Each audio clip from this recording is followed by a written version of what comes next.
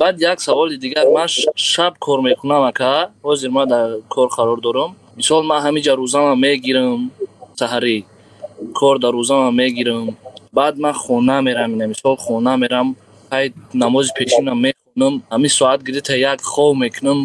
مثال وقتی که من روزانه خواب میکنم، مقصد روزه دارم خواب میکنم، همین درسته یا که نه؟ ها که شب که دیگه خواب نکردید روزها دیگه امکانیت نداره دیگه خواب میکنید.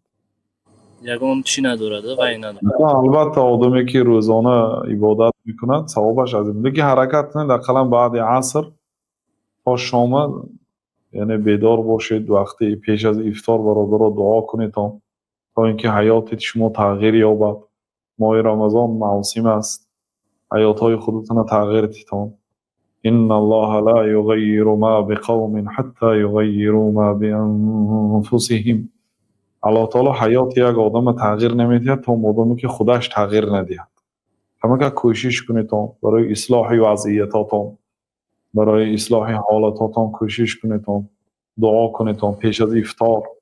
دعای بنده مومن قبول است. پیش از سحری، هنگام سحری کردن، وقتی نزول الله تعالی هست، وقتی میگوید که کی دعا میکنه من قبول میکنم، کی از من چیزی میپرسه من میدهم، کی به گناهش استغفار میپرسه گناهش رو میبخشم. این وقتا من وقتای سحر غنیمت دانتون برادران.